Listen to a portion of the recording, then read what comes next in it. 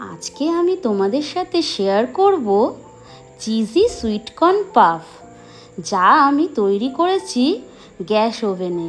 এটা তৈরি করতে কোনো মাইক্রো ওভেন লাগবে না, গ্যাস ওভেনেই খুব সুন্দর করে তোমরা এটা তৈরি করে নিতে পারবে। তোমরা যদি এটা তৈরি করতে চাও তাহলে আমার রেসিপিটা দেখতে পারো। তার জন্য দেখো আমি একটা বাটি নিয়ে নিয়েছি, তার মধ্যে নিয়ে নিয়েছি 1 চামচ চিনি, 1 চামচ ইস্ট, আর এই হাফ কাপের থেকে একটু বেশি দিয়ে গরম জল দিয়ে এটাকে একটু গুলে নিচ্ছি। এটাকে একটু রেস্টে রেখে দিলাম। তারপর একটা জায়গায় আমি নিয়ে নিয়েছি ময়দা। আমি এখানে 1.5 কাপ ময়দা ইউজ করেছি। সেই ময়দাটাকেই মাঝখানে একটু আমি জায়গা করে নিলাম, আর যেই ইস্টটাকে আমি একটু ভিজিয়ে রেখেছিলাম সেইটাকে আমি এই ফাঁকা জায়গাটার মধ্যে ঢেলে দেব। যে ময়দাটার মাঝখানে ফাঁকা করেছিলাম সেটার মধ্যে ঢেলে দেওয়ার পর এটাকে আমি ধীরে ধীরে মেখে নেব। আর এমনভাবে একটু ডোটা তৈরি করব, একটু নরম ডো তৈরি হবে। যখন আমার জলের প্রয়োজন হবে তখনই জল দেব, যদি জলের প্রয়োজন না হয় তবে আর দেব না। আর ডোটা যখন মাখবো তখন মনে হবে এরকম হাতে লেগে যাচ্ছে, তার জন্যই একটু তেল দিয়ে নেব, দিয়ে মেখে নেব। এবার এটাকে একটু রেস্টে রাখতে হবে, তার জন্য যে বাটিতে রেস্টে রাখবো তার মধ্যে একটু তেল মেখে নিয়ে ময়দার ডোটাকে একটু ঘুরিয়ে ঘুরিয়ে স্মুথ করে নিয়ে এইভাবে রেখে দেবো। এটাকে মোটামুটি 45 মিনিট আমাকে রেস্টে রাখতে হবে, তার ফলে এটা ফুলে যাবে। তো আমি একটা অ্যালুমিনিয়াম ফয়েল দিয়ে ঢেকে দিয়েছি। তারপর আমার এটার জন্য একটা পুরের প্রয়োজন, সেটার জন্য আমি যে সুইটকর্ন পাওয়া যায় সেটাকে নিয়ে নিয়েছি। একটু নুন দিয়ে এটাকে সেদ্ধ করে নেব। এই মোটামুটি 10 মিনিট এটাকে সেদ্ধ করব। যখন 10 মিনিট পরে কর্নটা সেদ্ধ হয়ে যাবে তখন এটাকে আমি জল ঝরিয়ে নেব একটা স্ট্রেনারের মধ্যে। তারপরে এটার জন্য আমার একটা সসের প্রয়োজন, তার জন্য আমি 2 চামচ মতন বাটার ফ্রাইং প্যানে দিয়ে দিলাম। দিয়ে বাটারটা মেল্ট হলেই দিয়ে দেব 1 চামচ মতন রসুন কুচি। রসুন কুচিটা একটু হালকা নাড়াচাড়া করব, খুব বেশি লাল হবে না। তার মধ্যেই দিয়ে দেব এই ভর্তি করে 1 চামচ ময়দা। সেই ময়দাটাকে একটু রসুনের সাথে বাটারের সাথে ভেজে নেব। আর যখন এই কাজটা করব গ্যাসের আঁচটা একদম লো করে রেখে দেব। যখন এইভাবে ময়দাটা ভাজা হয়ে যাবে তখন এর মধ্যে দুধ ঢেলে দেবো। এখানে 1 বাটি দুধ আছে। দিয়ে প্রথমে যখন এটা মেলাবো তখন মনে হবে যেন ডেলা হয়ে যাচ্ছে, কিন্তু একটু ফোটার পর দেখবে মিশে যাবে। তারপর এটাকে সিজনিংয়ের জন্য একটু দিয়ে দিলাম নুন, একটু চিলি ফ্লেক্স, আর তারপরে একটু গোলমরিচ গুঁড়ো দিয়ে দেবো। তোমরা তোমাদের ঝাল যতটা খাও সেই বুঝে এটাকে ব্যবহার করো। তারপর এটাকে ভালো করে একটু ঘন করে নেব। ঘন করে নেওয়ার পর সেদ্ধ করা কর্নটা এর মধ্যে দিয়ে ভালো করে একটু ফুটিয়ে নেব। এখনও অনেকটা পাতলা আছে, যতক্ষণ না ঘন হচ্ছে ততক্ষণ এটাকে ভালো করে একটু ফুটিয়ে নেব। চাইলে এর মধ্যে একটু অরিগানো ইউজ করা যেতে পারে। তারপর 45 মিনিট পরে দেখো ময়দাটা কতটা ফুলে গেছে। তখন ময়দার ভেতরে যে এয়ারটা তৈরি হয়েছে সেটাকে আমি মেখে নেব আর একটু এয়ারটাকে বের করবার জন্য।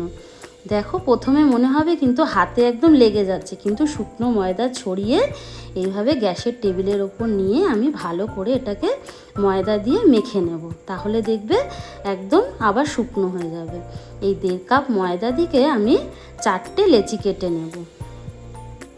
এই 4টেই আমার 1.5 কাপ দিয়ে 4টেই তৈরি হবে।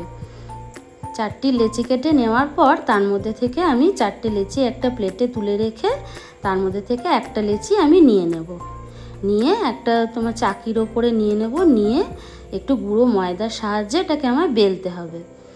তার জন্য দেখো আমি একটু গুঁড়ো ময়দা ছড়িয়ে নিলাম চাকির ওপরে। তারপরে একটু এটাকে বেলে নেব আলতো হাতে, খুব জোরে চেপে বেলবো না, হালকা করে একটু লম্বাটে করে একটু চৌকো ধরনের এইভাবে করে দেখো যেভাবে বেললাম এইভাবে বেলে নেওয়ার পর মাঝখানে যে মিশ্রণটা আমি বানিয়েছি সেই মিশ্রণটা মাঝখানে একটু দিয়ে দিলাম। দিয়ে দেওয়ার পর এবার একটার এপাশ থেকে একটা আমি ফোল্ড করে দেব আর ওপাশ থেকে একটা ফোল্ড করব। তার আগে দিয়ে দিলাম একটু চিজ। এটা চাইলে দিতেও পারো নাও দিতে পারো, তবে চিজ দিলে কিন্তু দারুণ লাগে খেতে।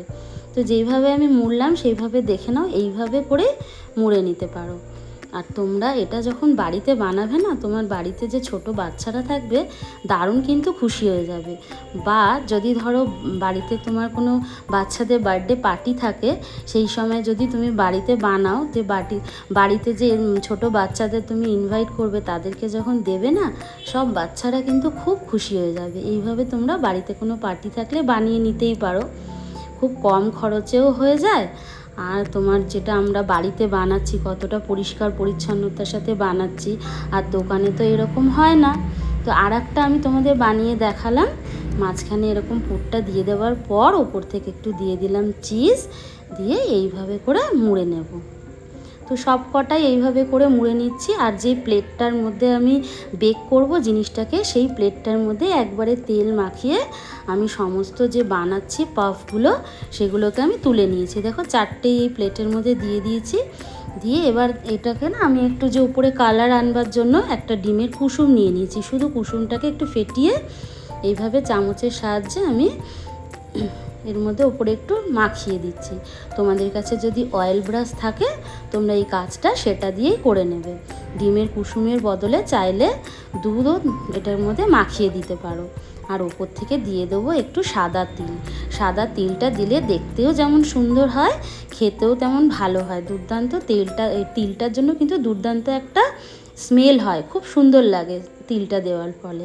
আর দেখো এটা আমি বেক করব একটা অ্যালুমিনিয়াম হাঁড়িতে। তার জন্য ভেতরে দিয়ে দিলাম একটু নুন, আর একটা স্ট্যান্ড দিয়ে দিয়েছি। তার মধ্যে যে প্লেটটার মধ্যে আমি বেক করব প্লেটটা এর ভেতরে বসিয়ে দিলাম। দিয়ে দেওয়ার পর ওপর থেকে একটা ঢাকনা দিয়ে দেব। দিয়ে ঢাকনাটার মধ্যে একটা ছিদ্র ছিল বলে ছিদ্রটাকে একটা কাগজ দিয়ে বন্ধ করে দিয়েছি।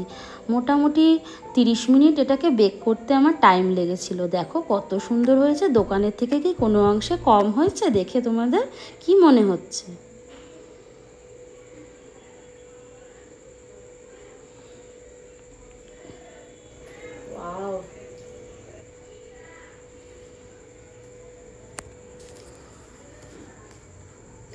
দারুণ হয়েছে।